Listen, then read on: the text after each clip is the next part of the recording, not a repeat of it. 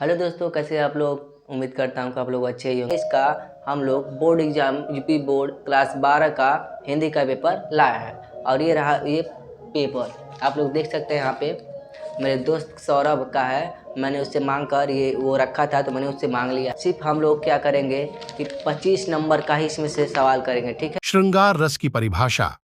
श्रृंगार रस में नायक और नायिका के मन में संस्कार रूप में स्थित रति या प्रेम जब रस के अवस्था में पहुंच जाता है तो वह श्रृंगार रस कहलाता है। श्रृंगार रस के भेद। श्रृंगार रस के दो भेद होते हैं, संयोग श्रृंगार और वियोग श्रृंगार।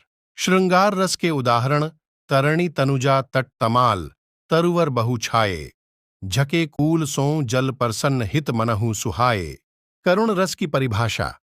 किसी प्रिय व्यक्ति के चिर विरह या मरण से जो शोक उत्पन्न होता है उसे करुण रस कहते हैं। मणिखोये भुजंग सी जननी फनसा पटक रही थी शीश अंधी आज बनाकर मुझको क्या न्याय किया तुमने जगदीश। अनुप्रास अलंकार की परिभाषा। जहां पर किसी व्यंजन वर्ण की आवृत्ति होती है वहां पर अनुप्रास अलंकार होता है। आवृत्ति का अर्थ है दोहराना। अनुप्रास अलंकार के उदाहरण सेस महेश दिनेश सुरे सहु जाहि निरंतर गावे। उपमा अलंकार की परिभाषा। उपमा शब्द का मतलब होता तुलना है। जब किसी व्यक्ति या वस्तु की तुलना किसी दूसरे व्यक्ति या वस्तु से की जाती है तब वहां पर उपमा अलंकार होता है। उपमा अलंकार के उदाहरण हरिपद कोमल कमल, जिसका अर्थ है हरि के पैरों की तुलना कमल के फूल से की गई है। हरि के चरणों को कमल के फूल के जैसे कोमल बताया गया है। दोहा छंद की परिभाषा। दोहा छंद अर्धसममात्रिक छंद होता है। यह छंद सोरठा छंद के विपरीत होता है। इसमें प्रथम चरण तथा तृतीय चरण में 13सा 13 और द्वितीय चरण तथा चौथे चरण में 11 मात्राएं होती है। दोहा छंद के उदाहरण मेरी भव बाधा हरो राधा नागरी सोए।